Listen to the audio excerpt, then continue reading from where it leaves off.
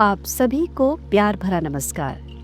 अब तक आपने सुना गुजरात के एक आश्रम में अपने कर्तव्यों को विराम देते हुए साधक लक्ष्मी नारायण शर्मा जी एक बार फिर किसी अनजानी राह पर चल पड़े। अब आगे 19वीं सदी के मध्यांत में पड़े अकाल में मुख्य रूप से राजपूताना अजमेर प्रभावित हुआ था। इसके अलावा गुजरात, उत्तरी डेक्कन जिले, जबलपुर संभाग, आगरा, बुंदेलखंड और पंजाब का हिसार संभाग भी काफी प्रभावित रहा। लंबे समय तक वर्षा न होने से सूखे के कारण कृषि पर इसका सीधा प्रभाव पड़ा। भूखमरी, महामारी और कुपोषण से स्थिति अत्यंत दयनीय हो गई। लोग कई कई दिनों तक भूखे प्यासे रहते और भोजन पानी को तरसते हुए कई लोग अपने प्राण गंवा चुके थे। कुछ लोग अपने पैतृक आवासों को छोड़कर भोजन की खोज में भटकते हुए बेघर हो चुके थे। हर तरफ भय, चिंता, शोक, रोग, मृत्यु का भयावह प्रकोप फैला हुआ था। ऐसी स्थिति में जब जीवन संघर्ष ही मानव का मूल्य रह गया तो फिर दया, सद्भाव, परोपकार की भावनाएं कम ही दिखती थी। इंसान का संघर्ष सिर्फ अपने जीने के लिए ही सीमित रह गया। करते भी क्या, मजबूरी थी। प्रकृति के प्रकोप ने त्राही त्राही मचा रखी थी।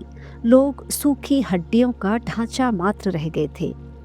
इस दर्दनाक दृश्य को देखकर करुणामय हृदय की वेदना सही नहीं जाती थी। कहा जाता है उन्हीं दिनों गुजरात के एक गांव से होती हुई एक संत प्रकृति महिला रामबाई अपने ससुराल की ओर जा रही थी। रास्ते पर अनाथ, भूखे, रोते, बिलखते बच्चों को देखकर उनका हृदय छलनी हो गया। खाने के लिए तरसते हुए कुछ नन्हे बच्चे उनके कपड़ों को पकड़ते हुए उम्मीद से उनकी ओर निहारने लगते। कुछ परिवार से बिछुड़ गए थे, कुछ मरणासन्न स्थिति में दयनीय बने जीवन संघर्ष कर रहे थे। मातृविहीन इन बच्चों को देखकर रामबाई के कदम आगे नहीं बढ़ पा रहे थे। जैसे जैसे वे आगे चलती, रोते बिलखते हृदय विदारक स्वर उनके अंतर्मन में चीत्कार बनकर अवरोध पैदा कर रहे थे। उनके पास जो था उसे लेकर वे बच्चों को बांटने के लिए रुकी। लड़खड़ाते, रेंगते से बच्चे उनके पास आकर झपट से पड़े। इन बेघर अनाथ बच्चों को उन्होंने प्यार से देखा और गले लगा लिया। फिर वे आगे नहीं जा सके। यहीं पर उन्होंने निर्णय ले लिया कि इन अनाथ और असहाय बच्चों की सहायता कर वे किसी भी तरह से उनकी यथासंभव मदद करेंगी। फिर एक छोटे से बालक को अपने साथ गोद में पकड़कर, कुछ को हाथ से सहारा देती हुई वे तालाब के किनारे बने एक छोटे से मंदिर के पास ले आई, जहां पर कुछ पुरानी मूर्तियां थीं। सुंदर और कुशल कलाकृतियों को दर्शाती कुछ मूर्तियां खंडित रूप में भी थीं। पास ही लगा हुआ एक पुराना मकान था और यहीं से उन्होंने उन अनाथ बच्चों की देख रेख और पालन पोषण का उत्तरदायित्व ले लिया। इन परिस्थितियों में ये कार्य बहुत मुश्किल था, पर खुद जाकर गांव में मदद की गुहार लगाते हुए वे कुछ मांगकर इन बच्चों की सुरक्षा में समर्पित रहती। बच्चों का रामबाई के सिवा कोई नहीं था और रामबाई बच्चों की आंखों में उम्मीद की किरण और जीने की उमंग देखकर परम उत्साह से फिर अपने कर्तव्य में जुट जाती। वास्तव में जीवन का अर्थ संघर्ष ही है। रामबाई ने अपनी पूरी मेहनत, त्याग और प्रेम से इन अनाथ बच्चों के जीवन संघर्ष में खुद को समर्पित कर दिया। धीरे धीरे समय बदला। फिर से प्रकृति ने करवट ली। प्रार्थनाओं और उम्मीद के बादल झमाझम बरसे और फिर सूखी पत्थर सी हो गई जमीन पर वर्षा ने अपना खोया प्यार जैसे फिर से बरसा दिया हो। निराश जीवन फिर उम्मीद से भर गए। प्रकृति का सुगम सानिध्य पाकर फसल भी खिल उठी। जीवन फिर पूर्ववत होने में कुछ समय लगा, लेकिन फिर भी जो जीवन संघर्ष में विजयी हुआ उसने आगे की जीवन यात्रा आरंभ की। रामबाई ने इसी स्थान पर अनाथ बच्चों के लालन पालन का जो बीड़ा उठाया, वो सकारात्मक परिस्थितियों में और भी पल्लवित होने लगा। नगर गांव के धनाढ्य परिवारों से श्रद्धापूर्वक सहायतार्थ मदद मिलने लगी और तालाब के किनारे ये छोटा सा पुराना घर अब रामबाई का आश्रम हो गया, जहां अनाथ बच्चों के संरक्षण का उत्तरदायित्व रामबाई के वात्सल्यपूर्ण कर्तव्यों से संचालित होता था। धीरे धीरे जन सहायता और अपने कठोर परिश्रम से रामबाई ने आश्रम में बच्चों को आध्यात्मिक ज्ञान और शिक्षा देने का प्रबंध भी कर लिया। पास का तालाब भी अब स्वच्छ जल से लबालब भर गया। सात्विक प्रवृत्ति की रामबाई महिला संत रामबाई के नाम से सुविख्यात हो गई। शिष्यों ने इस स्थान को अपने परिश्रम से और भी सुंदर और दर्शनीय बना दिया।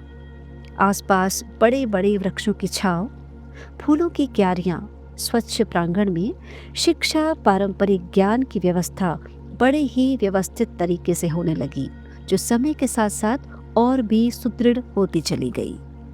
इधर लगातार चलते चलते बालक लक्ष्मी नारायण जी को फिर कई दिन बीत गए। बालक लक्ष्मी नारायण से लक्ष्मण दास बन गए बालक ने साधना की अग्नि परीक्षा में स्वयं को झोंक कर आध्यात्मिक डगर पर नवीन यात्रा आरंभ कर दी। दिन की चिलचिलाती धूप, पथरीली राहें, भोजन पानी का कोई ठिकाना नहीं, फिर भी बालक के कोमल पैर दृढ़ विश्वास से बढ़ते जा रहे थे।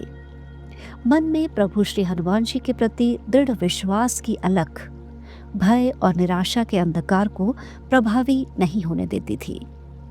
भूख से कुंभला सा गया चेहरा अपने अंतर्मन के संकल्प को बाहरी विषमताओं से पराजित नहीं होने देता था। मार्ग की सम विषम परिस्थितियां जीवन में नित नए अध्याय जोड़ती जा रही थी। मान अपमान से परे, अभाव में सुख पूर्वक परिस्थितियों को स्वीकार करना अब उनकी आदत बनने लगा था। आराध्य प्रभु श्री हनुमान जी के प्रति पूर्ण विश्वास का संबल हर चुनौती और संघर्ष में संबल बनकर हौसला बढ़ाता था। कभी कभी अचानक ही अपरिचितों से मिली आत्मीयता और प्रेम पाकर ऐसा लगता जैसे माँ का प्यार दुलार प्रभु की कृपा बनकर बरस रहा हो। थक कर जहां नींद आ गई, वहीं माँ की गोद महसूस होने लगती। जिसे समय की संघर्षपूर्ण भट्टी में तपना हो, सब्र के बांध को अपनी श्वासों में बांधना हो, या फिर नित नए कड़वे अनुभवों के कटीले रास्तों से होकर गुजरना हो, उसके लिए क्या मान क्या अपमान, क्या अपना क्या पराया, क्या सुख क्या दुख, हानि लाभ की हर सोच से परे, तब व्यक्तित्व और सोच का दायरा बहुत ऊपर उठ जाता है। अनजानी पथरीली तपती राहों में आध्यात्मिक ज्ञान के परम लक्ष्य को पाने की धुन में लगभग 14 वर्षीय बालक के कदम उसे किस ओर ले जा रहे थे, अभी कुछ तय नहीं था। पर इस बात का आत्मिक संतोष था कि आश्रम के वैमनस्यपूर्ण वातावरण से बाहर निकलकर मन को शांति तो मिली। माँ कहती थी, श्री राम भक्त हनुमान जी सर्वदा सर्वसमर्थ और सर्वत्र हैं। वे अपने भक्तों पर सदैव कृपा दृष्टि बनाए रखते हैं। अश्वत्थामा वलर्व्यासो हनुमाश्च विभीषणः कृपा परशुरामश्च सप्ते ते चिरजीविनः। अश्वत्थामा, बलि, व्यास, हनुमान जी, विभीषण, कृपाचार्य और परशुराम जी, ये 7 चिरंजीवी हैं। आज भी ईश्वरीय कार्यों के निर्वहन हेतु वे भक्तों के लिए सदा ही सहायक होते हैं। माँ की स्मृति उनके अंतर्मन में गूंज जाती। यही मधुर अनुनाद उनके जीवन पथ पर मधुर स्मृति बनकर सहायक होता। मौसम में ठंड भी बढ़ने लगी थी। आश्रम से जो वस्त्र मिले थे वही अपने पास थे, बाकी ढकने बिछाने को कुछ भी नहीं था। परीक्षा लेने को जैसे धरती ने भी सुकुमार बालक के कोमल पैरों के लिए दृढ़ता से कठोर कष्टकारी मार्ग बनकर परीक्षार्थ प्रशस्त कर दिए थे, पर अलौकिक प्रेम की बयार में विस्मृत बालक को बस दृढ़ निश्चय के साथ आगे ही बढ़ते जाना था।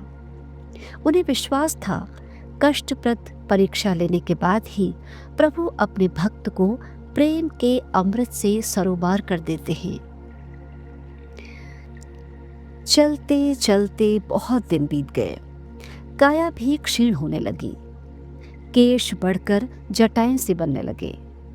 आश्रम वाली धोती कमर में बांधे और ऊपर से एक शॉल जैसा ओढ़कर वे अपने प्रभु की इच्छा द्वारा निर्देशित मार्ग में बढ़ते ही जा रहे थे।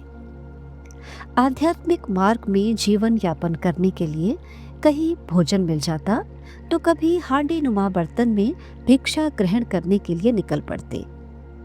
अब कुछ स्थानों में लोग उन्हें हांडी वाले बाबा कहकर जानने लगे थे। किसी भक्त से भोजन पानी मिल गया तो थोड़ा सा रुककर विश्राम कर लेते, या फिर वही गतिशीलता जीवन को अनिश्चित मार्ग से किसी अनदेखे पड़ाव की ओर प्रेरित कर रही थी। जाने कैसे कैसे यत्नों और अथक परिश्रम से ये रास्ते तय हो रहे थे। इसकी दुरूहता का अनुभव बालक के जीवन में अमिट छाप छोड़ती जा रही थी। सर्द हवाएं सरसराते हुए पेड़ पत्तों पौधों से अटखेलियां सी कर रही थी।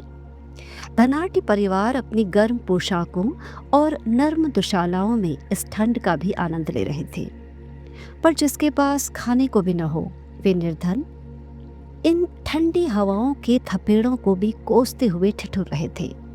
कमर में धोती लपेटे एक शॉल से अपना ऊपरी बदन ढके हुए ठंड में बालक लक्ष्मण दास गुजरात के वर्तमान जिला मोरबी पहुंच गए। चलते चलते बवनिया गांव के पास एक सुंदर तालाब के किनारे संत रामबाई द्वारा स्थापित रमणीय और सुव्यवस्थित आश्रम के पास कुछ शिष्यों को देखकर बालक लक्ष्मी नारायण के कदम रुक से गए। चारों ओर से पेड़ों से घिरे इस आश्रम के पास एक छोटी सी कुटिया थी।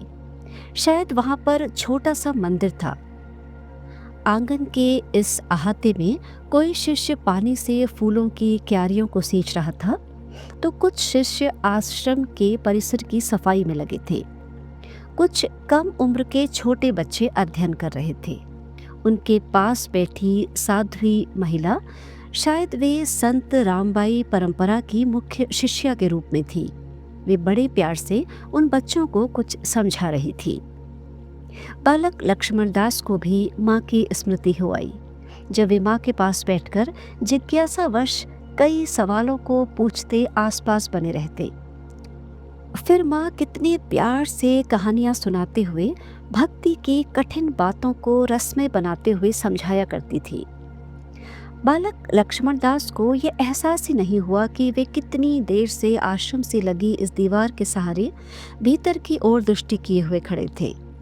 एक शिष्य ने उन्हें इस तरह देखते हुए उन महिला के पास जाकर कुछ कहा और फिर वे महिला स्वयं उठी और बालक लक्ष्मण दास तक आ पहुंची। सुंदर सांवला सलोना सा बालक जोगी वेश में खड़ा था। कंधे तक बिखरी हुई उलझी लटें हवा में लहरा रही थी। धोती पहने और ऊपर का तन एक शॉल नुमा ऊनी वस्त्र से ढका था। प्रेम से मुस्कुराकर उन साध्वी महिला ने बालक को वात्सल्यपूर्ण दृष्टि से देखा। ठिठुरती ठंड में इस तरह खुली हवा में थके हुए से बालक को देखकर उनका मन करुणा से भर गया। ऐसा लगा जैसे बालक की आंखें मातृत्व प्रेम को तलाश रही थी। सिर पर प्यार से हाथ फेरकर उन्होंने उन्हें अंदर बुला लिया। वात्सल्य और प्रेम पूर्ण वाणी को सुनकर बालक का हृदय संकोच और प्रेम से भर गया। बालक का हाथ थामे वे उन्हें अंदर आश्रम में ले आई। हाथ मुंह धुलाकर भोजन कराया। फिर प्यार से बालक से कुछ सामान्य सी बातें पूछने लगी। मन से सशंकित बालक को फिर भय सताने लगा। यदि मेरे परिचय देने के कारण इन्होंने मुझे घर भेज दिया तो? यदि कभी पिता के खोजी सहायक यहाँ आकर मेरे बारे में पूछने लगे तो कहीं इन्हें हमारे बारे में कोई सही जानकारी न मिल जाए। इसलिए प्रभु प्रेम और आध्यात्म ज्ञान की पिपासा की खोज के पथगामी बालक ने लक्ष्मण दास नाम बताते हुए अपनी अन्य मूल जानकारियों पर अधिक चर्चा नहीं की। बालक के मधुर स्वभाव, दृढ़ व्यक्तित्व और साधनारत आचरण को देखते हुए वे उनसे बहुत प्रभावित हुई। इस तरह अनजान रास्तों में दिशाहीन यात्रा को आकार देते हुए उन्होंने बालक से आश्रम में ही रुकने का आग्रह किया, क्योंकि वे भी समझ चुकी थी कि ईश्वर की आध्यात्मिक खोज के कारण ही इस वैरागी बालक ने गृहत्याग किया है। पूरी जानकारी तो उन्हें भी नहीं थी, पर बालक के आध्यात्मिक जीवन की साधना में वे प्रेम पूर्वक उनकी सहायता करना चाहती थी। बालक लक्ष्मण दास भी माता स्वरूपा साध्वी की बातों से आश्वस्त हो गए। उन्हें लगा उन्हें व्यक्तिगत रूप से अपने जीवन में आध्यात्मिक मार्गदर्शन में इस स्थान पर कोई भी अवरोध नहीं होगा, इसलिए उन्होंने इस स्थान पर रहने का मन बना लिया। सुंदर तालाब के किनारे बसे इस आश्रम में अन्य शिष्यों के बीच बालक लक्ष्मण दास को अच्छा लगने लगा। एक नन्हे से बालक को देखकर उन्हें भाई केशव देव की स्मृति हो आई और वे प्यार से उनके साथ बातें करने लगे।